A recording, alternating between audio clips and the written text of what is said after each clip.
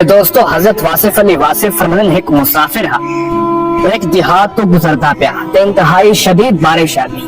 وہ مسافر ایک زمین اٹھوس وہ زمین تے ایک درخت آتے ہونے سائے تلے کو در کھڑ گیا.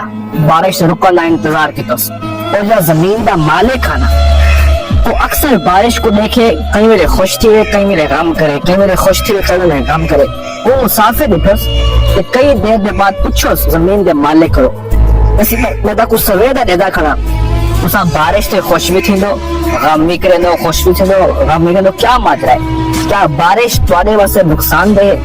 وہ زمین دا مالک آکھس یہ بارش نال میں کوئی فائدہ بھی ہے تو نقصان بھی ہے. وہ پوچھا سی بارش نال کوئی فائدہ کیا ہے؟ اوکے بارش تھی والا فائدہ ہے جو میری زمین یا رقبہ آباد تھی ویسے میں خوشحال تھی ویسے تے بارش تھی والا نقصان کیا ہے؟ اوکے نقصان ہے جو میرے ہمسائے دی زمین بھی آباد تھی ویسے وہ رقبہ بھی آباد تھی تو یہ نقصان یعنی وہ اپنی کامیابی تے خوش تے تجھے کامیابی تے نہ خوش یہ کو آدن حسد.